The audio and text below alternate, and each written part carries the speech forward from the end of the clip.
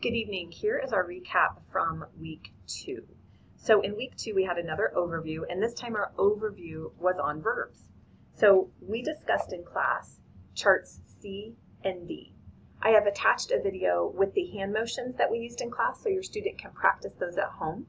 One thing I'd like to point out, and we had a great discussion about the 5 principal parts of the verb. Remember that these are ingredients that make up our 12 verb tenses. So between the conjugated form, and the conjugated form just means the endings that I put on a verb based on the tense that I'm using. So the conjugated forms of the verbs are here. If they're conjugated like to play, then they are considered regular. If they're conjugated in another way, which means they have different endings based on the tense, they're considered irregular, and some of the most common are listed here. To practice with those, I cue my students by giving them the infinitive. So I might say to play. Today I play. Yesterday I played. Today I am playing. In the past I have played. And if I'm doing an irregular one, let's use to write. So I might tell my student to write. Today I write. Yesterday I wrote. Today I am writing. In the past I have written.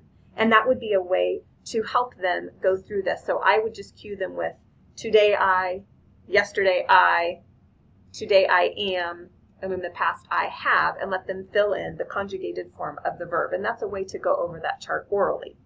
As a reminder for you as the teacher, we always encourage you, read your guide. Even if you read it, it doesn't make any sense. I know it seems silly, but go ahead and read it because it will make more sense the more you read it. So there are several parts. Remember, the focus is just the overview or the summary of what the lesson will be about. The getting dialectic portion is really all of the information that you could need to know about the lesson. I can't cover all that in class, so make sure that you read it so you know where I left off. Then there is the in-class portion. This is what I will try and cover in class. And then the at-home section, which you'll notice is fairly short this week. It's just a couple of sentences because really we're just focusing on learning charts C and D. And then, of course, don't forget the encouragement down here. Our verse is from John 1:14. It talks about the Word becoming flesh. We know that's Jesus, and interestingly enough, the word in Latin, verbum, is where we get the English word verb, but remember Jesus is the word. And we talked about that the verb is the heart of any sentence, that without a verb, a sentence can't be alive. And really without Christ, we are not alive. That's a fun connection that you can make with your student. I'd also like to remind you that there are advanced charts that if you feel like your student is ready for, introduce them to. But if not, parents, just learn it. Read through it because you cannot teach what you do not understand. And so as you read through these charts, it gives plenty of examples, and just keep reading and reading, and I promise that you'll get it, but it will take a while. So even as we go on to maybe nouns, you're like, I got nouns down, come back to verbs and read it next week and maybe in 2 more weeks. And you'll be amazed at how much more you retain because that's the classical motto. We just learn it over and over again, and pretty soon the light bulb will go on and we'll learn it together. I'm still working on it. So this week, again, for EEL, just focus on charts C and D. You can do those orally in the video that I'm going to attach, or you can have your student write those. And again, you can tailor that based on the tour that your student is on, their ability level, and what you want to expect from them. So if you remember, we have like the dark black sections, and we would encourage our first tour students to know those. And then we move on to the regular print. That would be for second tour students. You do the dark bold print and then also the regular print. And then for our third tour students, you would ask them to memorize any italics. And that goes on especially here in charts C, especially. You'll see the bold print, regular print, and italics. And that's how you can tailor this lesson.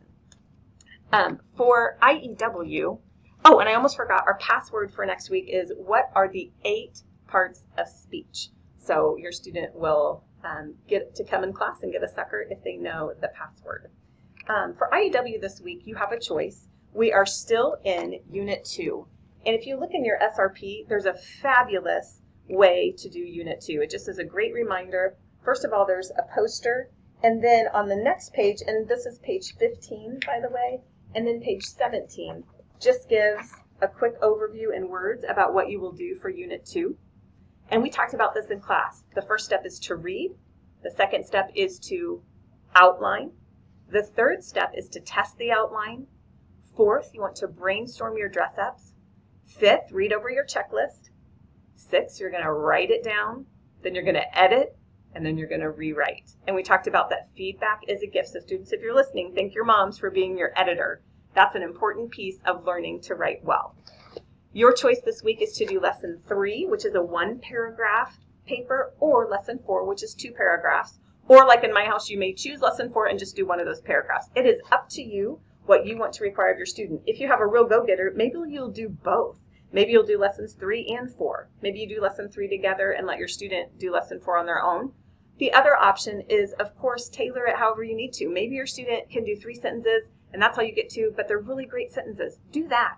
You choose. Don't feel any pressure about what's happening around you, but do what encourages your student. And we want to make sure that your student is not bored, but they're not so challenged that they feel frustrated. And so you get to decide how to keep developing your student and what is best for them.